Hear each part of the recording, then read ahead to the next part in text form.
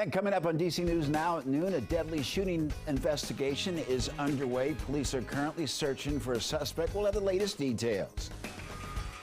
And later on, a bizarre story that happened 30,000 feet in the air, what this passenger is accused of doing to a flight attendant on a trip to DC.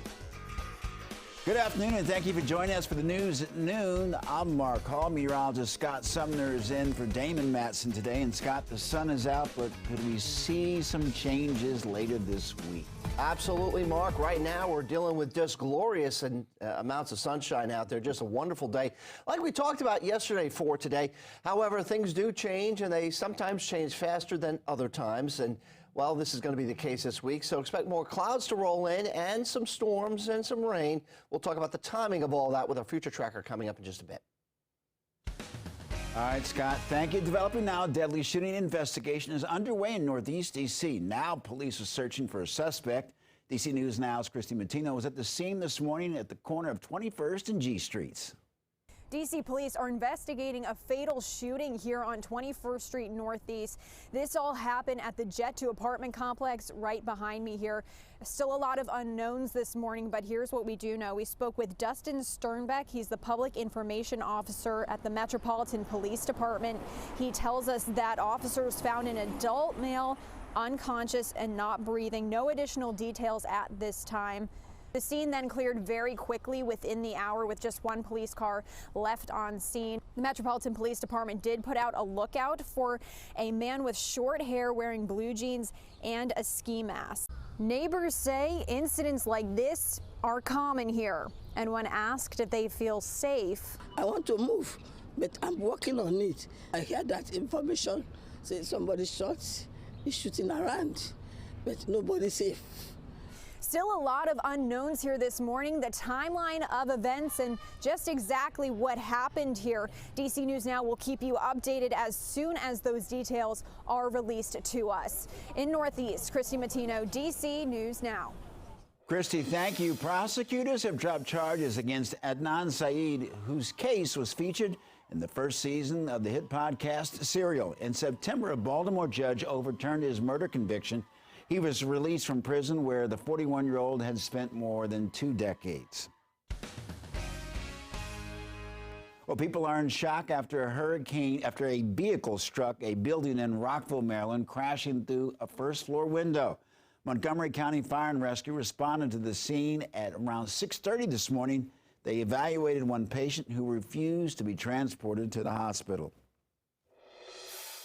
Happening tonight, the Prince George's County Council expected to name its nominees for the county's new Police Accountability Board.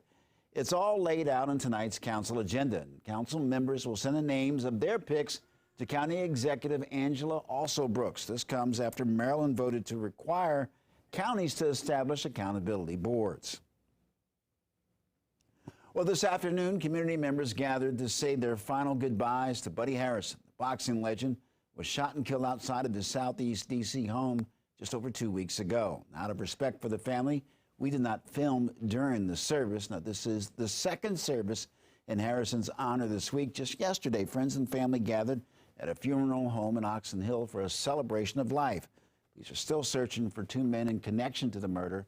They released surveillance video of the suspects. The 2 pulled up in a white Kia Optima wearing face masks, ran out of frame, and then shortly after were seen running back to the car and speeding off. It's a $25,000 reward in this case. Well, as far as paying respects in lieu of flowers, the family asks that people make donations to Old School Boxing Gym in Hillcrest Heights, Maryland. This afternoon, 14 people are dead after Russia retaliated for an attack on a critical bridge. They say Ukraine was responsible for that bridge attack. Nearly 100 people were injured when Russia launched airstrikes during rush hour yesterday. The attacks knocked out power and water and left damage to cars and buildings. Ukraine Emergency Services says that this was the biggest attack since the beginning of the war. And Monday's attack by Russia continues to be felt really all the way from Ukraine to the district. The message delivered outside the Russian embassy Monday night by dozens of Ukrainians and those with ties to the country. Their protests followed Monday's missile attack by Russia against Ukraine. It's not clear if The embassy staff heard the messages, but protesters used lasers to beam the words on the building. In one day, they hit many cities. It was one of the worst missile attacks since the war began. I believe 85 missiles were. It's brutal. It's unhuman to just kill people while they're in sleep, especially people who are the civilians who are the most vulnerable, little kids. It's not even a war. It's not even a battle. It's just a pure form of terrorism. The Secret Service arrested one woman who tried to attack the demonstrators. Organizers say that more demonstrations are planned, but did not say when the next one will be.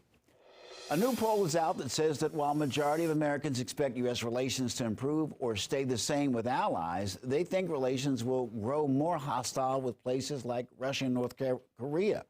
In the poll conducted by the Pearson Institute and the Associated Press, the NORC, the Center for Public Affairs Research, 2 years into the Biden administration, 60% of Americans say that relations with adversaries will get worse. That's up from 26% 4 years ago. 39% expect America's global standing to worsen, down from 48% in 2018. And 78% of Americans believe the U.S. should withhold financial support from countries that fail to protect the rights of women and minority groups. Well, covering Montgomery County, local leaders are taking millions of dollars from grants to shorten the tech gap. Roughly $23 million will be used to get computers to 84% of families making less than $50,000 a year. The program, Montgomery County Connections, says that more than 50,000 computers will be loaned to low-income students. Money from the grant will also help secure internet and technology training for those using the service. Well, new today, the Social Security Administration is expected to announce its largest cost of a living adjustment in more than 4 decades on Thursday. That change would provide people on the program with more income to help deal with inflation. The hike is expected to be at 8.7% for more than 70 million Americans who benefit from Social Security. Now, according to the Senior Citizens League, that would increase the average monthly benefit by $144, meaning retirees would receive an average of $1,800 per month. The spike is expected to impact 1 in 5 households and could significantly impact the economy overall. Now, if Social Security increases as expected, it will be the 4th largest spike hike in history. The 3 increases that were higher all took place between 1979 and 1981. Increases are meant to ensure beneficiaries maintain buying power as prices for things like food and gas continue to go up. Now, the change will be very important for people who rely on Social Security for their monthly income. According to The Hill, that is 25% of all senior citizens. Now, the increase benefits are expected in 2023, the increase expected in 2023. Well, new today, a new bridge over the Potomac River that connects Maryland and King George County is expected to open tomorrow, even though there hasn't been a public announcement. The news came out during a hearing in a Baltimore court last week, as outdoor enthusiasts are fighting to keep the old bridge intact so it can be used by bikes and pedestrians. When pressed by a judge, state officials said the new bridge will open tomorrow and demolition of the old bridge will begin the next day. Happening today, Liberty Street in Hagerstown will be closed this afternoon as crews work to replace a utility pole. The work started at 7:30. The street will be closed to all traffic coming from Willard Street and Cleveland Avenue. It's scheduled to be finished by